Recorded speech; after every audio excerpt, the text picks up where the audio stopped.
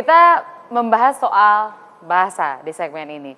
Kalau bicara soal bahasa Indonesia, bahasa persatuan, bayangkan kalau nggak ada bahasa Indonesia, maka saya nggak bisa siaran malam hari ini. Karena saya bicara apa, Anda paham apa. Jadi kita dalam komunikasi maka tidak lancar. Padahal kan kalau kita berkomunikasi, keberhasilannya ditentukan kalau ada persamaan persepsi antara yang menyampaikan pesan dengan yang menerima pesan. Bayangkan kalau kita tidak punya bahasa persatuan. Nah, kami mengajak Anda untuk mengingat itu semua, terutama kaitannya dengan bahasa Indonesia sebagai bahasa persatuan. Dan sebagai pengantarnya kami sudah siapkan tayangan berikut ini.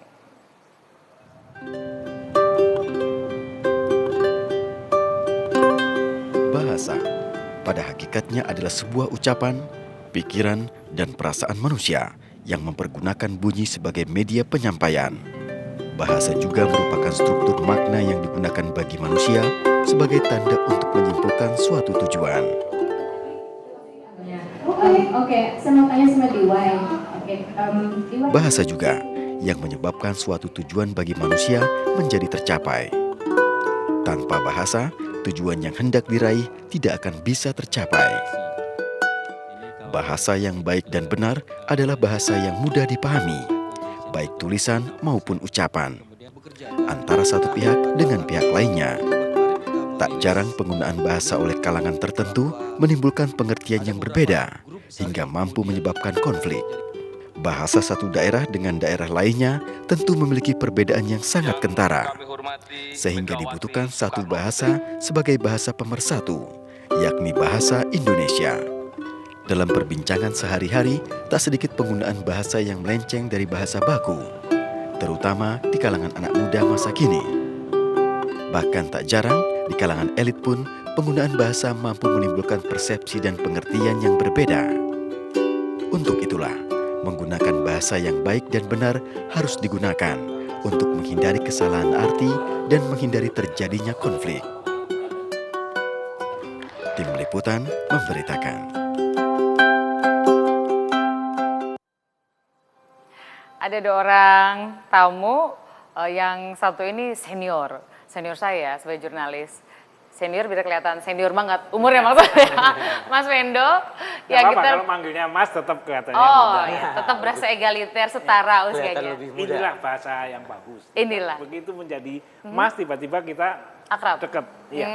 Jadi saya panggil juga Bang Ervi, meskipun Abang ini akademisi begitu ya. Biasanya kita kalau di kampus tuh pakai gelar akademik, yang di sini Abang aja ya. Abang aja. Lebih akrab. Saya mau tanya soal bahasa Indonesia. Ini gara-gara topiknya bahasa Indonesia yang baik dan benar, saya jadi agak takut nih. Takut saya nggak benar bahasa Indonesia. Asal baik nggak apa-apa. Nggak apa-apa. Nah, bahasa itu kan tumbuh, apalagi bahasa Indonesia itu kan bahasa yang muda sesungguhnya. Dibandingkan dengan bahasa ibu kita di daerah-daerah gitu ya, dengan kultur kita yang beragam. Dan kita misalnya dalam perkembangan sekarang, ada terjemahan-terjemahan kata yang asing bagi kita sebagai warga Indonesia, tapi diterjemahkan. Contohnya istilah petahana. Dulu kita nggak ngerti itu, tapi gara-gara ada bahasa Inggrisnya, kita jadi mesti mikirin apa bahasa Indonesianya. Lalu istilah survivor, penyintas, dulu nggak kepikiran sama kita. Gimana tanggapan Bang Ervi sebagai ahli tata bahasa soal bahasa Indonesia yang bertumbuh sebagai bahasa yang memang muda usianya?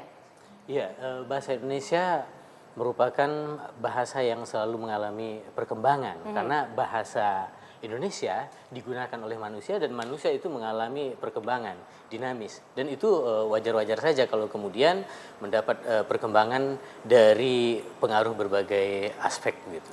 Termasuk yang paling banyak aspek berpengaruh terhadap perkembangan bahasa Indonesia, aspek di media sosial, dunia maya gitu. Jadi ternyata era digital ini berpengaruh terhadap status bahasa Indonesia kita. Yeah. Mas Wendo, kalau disebutin bahasa Indonesia yang baik dan benar, tadi Mas Wendo bilang nggak apa-apa, nggak benar, yang penting baik. Jadi apa bedanya antara baik dan benar? Ya baik akan untuk komunikasi, benar secara tata bahasanya. Tapi perkembangannya akan selalu begitu kan. Kita kan bilang, kamu cantik, kamu manis, kamu semlohe. Tiba-tiba itu beda. Misalnya aja. Sama, kemudian kalau kita ambil contohnya yang ekstrim, antara mati, meninggal, wafat, gugur, tewas, koid, beda semua ya kan. Maksud saya kurang lebihnya, nah ini yang benarnya ini yang begini ini. Kalau ini pemakaiannya nggak pas, bisa berantakan semua bentuk komunikasi yang ada ini. Oke, itu apa dari sisi baik dan benar ya. Bang Evi punya pendapat nggak soal baik dan benar? Iya, Itu baik. apa sih ukurannya? Baik dan benar itu terkait dengan dua hal ya. Baik itu terkait dengan etika. Terkait dengan etika, terkait dengan situasi dan kondisi di mana kita berbicara. Sedangkan benar terkait dengan tata bahasa, aturan.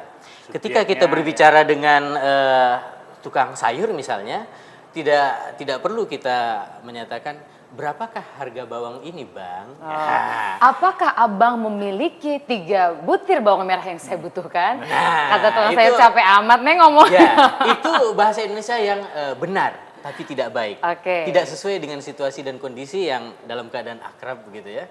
Dalam keadaan santai, tidak perlu menggunakan bahasa yang sesuai dengan aturan ketatabahasaan. Karena Kecuali itu yang- dalam forum yang Iya, resmi. karena itu menjadi ketakutan terutama bagi anak muda gitu ya. Kesannya bahasa Indonesia yang benar itu jadi nggak asik gitu. Padahal kan kalau baik itu berarti sesuai sama konteksnya. Iya. Kan betul juga nggak mungkin kalau kita ada di bis gitu ya, Metro Iya. Mini, Kopaja, Ya, kita justru- bilang, "Abang, bisakah abang berhenti ke kiri sekarang juga?" Ya nggak berhenti-berhenti. Atau sedang Udah sedang kelewat. pacaran begitu, pacaran Iya. di bawah pohon lalu menggunakan bahasa Indonesia yang baik dan benar gitu. Ya. Sudah lama sekali Abang berkomunikasi dengan Adinda, sudilah kiranya Adinda menerima cinta Abang. Nah, itu kan sangat tidak Tapi pas. mungkin untuk di era digunakan. 70-an masih relevan nggak sih Bang Ervi itu? Enggak langsung Oh, jeblok gitu. Mas Wido padahal generasi 70-an ya. Iya langsung aja. Nah, bukan, ini komunikasi ini supaya kelihatannya saya ngerti bahasa Inggris gitu ya. Puisinya Walt Whitman itu kira-kira to whom I must speak today. Karena dia Amerika lagi sibuk, kepada siapa saya bicara. Nah, bahasa ini, komunikasi ini begitu. Kepada siapa saya bicara. Kalau saya bicara tentang kesehatan dengan ilmu gini-gini, kalau yang saya ajak ngomong nggak ngerti, percuma. Nah, yang percuma inilah orang-orang politik ngomong ini bahasanya tinggi-tinggi, minta dana untuk beli kasur lah. Misalnya saya nggak tahu apa iya apa enggak. Ini kasur aja minta. Nah, kita kan bisa mentertawa ini. Padahal Kalau mungkin pemilihan diksinya benar, tata Iya. bahasanya benar, tapi jadi rasanya nggak baik gitu ya Iya, buat kita. iya. Oke. Dan itulah kekayaan bahasa ya. Iya, itu yang kemudian dikritik oleh Menteri Susi ketika di Kementerian Kelautan diajukan anggaran tentang pemberdayaan nelayan misalnya. Itu Ibu Susi Marah. sangat tidak setuju, marah beliau karena yang jelas saja apa yang diperlukan terkait dengan anggaran tersebut. Misalnya membeli jaring untuk nelayan itu kan Jelas. tidak bisa ditafsirkan berbeda. Jadi kalau pemberdayaan itu bisa multi interpretasi gitu Iya. ya, bisa dianggap apa? Bisa mudah terjadi penyalahgunaan anggaran tersebut, penggunaan dana tersebut. Itu mengarah ke Jadi korupsi bahasa juga tentunya. berpengaruh sama Banyak anggaran, nih, sama bukan. politik ya. Revisi undang-undang KPK itu bukan revisi lah namanya. Apa tuh? Mau menghapus KPK itu namanya undang-undangnya Pengebirian dibikin. KPK. Nah, rasanya revisi zaman Orde Baru udah kita pernah hidup bangsa dihapusi gitu, ditipu-tipu gitu. Jadi jangan mau lagi. Jangan tidak mau sempat lagi. lagi ya, Mas. Udah. Cukup 1-2 kali aja ditipu.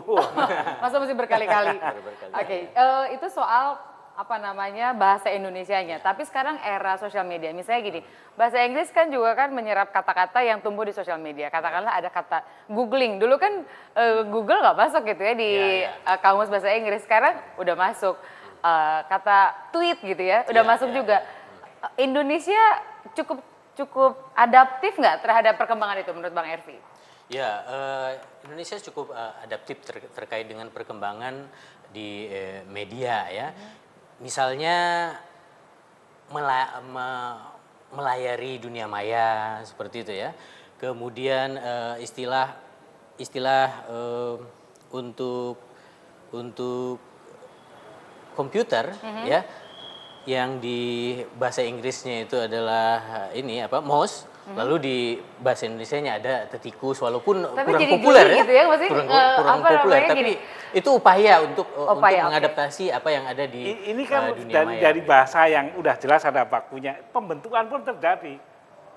Menjonru siapa, nah tiba-tiba jadi kata itu tercipta, itu bahasa hanya media sosial. Tapi gini, tetikus itu kan niatnya baik yang mengindonesiakan. Iya, Tapi malah buat orang yang Menjadi nggak paham asing. bisa jadi nggak baik karena benar tapi bisa jadi nggak baik karena orang nggak ngerti. Katakanlah baca korannya ada beberapa media cetak yang sangat memelihara sekali bahasa Indonesia termasuk pilihan-pilihan kata. Jadi pada saat baca tetikus kalau orang yang nggak paham bisa mikirnya salah ketik kali ya, gitu. Typo kali, sangkanya maksudnya Tapi nggak, tikus. kalau itu tinggal thread, koma atau dalam kurung mouse, kurung tutup, selesai. Selesai. Itu Untuk biasanya menjaga. cukup koma, ini kalau perlu dikursifkan, udah selesai. Termasuk handphone kan Iya. ada sebenarnya istilah bahasa Indonesianya itu Telepon telepon seluler genggam. atau telepon seluler, ponsel. Iya, telepon genggam yang istilah istilah bakunya, tapi makanya. masih belum Orang lebih sering nyaman digunakan nyebutnya handphone masih gitu jarang ya. digunakan itu. HP lebih pendek. Itu- toh keperluannya begitu. Dulu kita kan juga rembulan, bulan udah cukup lah. Udah nyampe gitu. Di courting 6 bulan jadi Iya. bulan udah cukup. Nah kalau kayak tadi sama formal tadi, presiden itu kan wajib menyampaikan pakai bahasa Indonesia dalam pertemuan-pertemuan Forum-forum formal, ya. formal. Nah itu juga menghambat presiden nggak sih untuk apa ya bersuara yang dekat sama rakyatnya tanpa dalam tanda petik terpenjara pilihan kata yang harus bahasa Indonesia padahal bahasa Indonesia nggak populer gitu loh, Bang Irvi. Nah, sebenarnya presiden itu sebagai panutan bagi masyarakat Indonesia termasuk dalam berbahasa. Jadi sebisa mungkin presiden menggunakan istilah-istilah yang sesuai dengan aturan di dalam berbahasa Indonesia. Tentu dengan tidak melupakan kemudahan dalam berkomunikasi dengan masyarakat. Jokowi terkenal sekali sebagai pemimpin selalu berupaya untuk dekat dengan rakyat, melakukan komunikasi dengan masyarakat langsung. Sebagai presiden beliau harus bisa mengkombinasikan kapan harus menggunakan bahasa yang formal dan kapan harus menggunakan bahasa yang akrab, bahasa yang santai. Ketika berbincang dengan petani, ya tidak perlu menggunakan bahasa yang sangat kaku misalnya, yang sangat formal, yang justru tidak diketahui oleh masyarakat. Nanti masyarakat malah takjub, tapi bukan takjub ngerti, takjub nggak ngerti. Apa maksudnya begitu? Ya. Kita lanjutkan sesaat lagi dengan pertama satu orang narasumber. Tetap bersama dengan kami. Karena kalau pilihan bahasa itu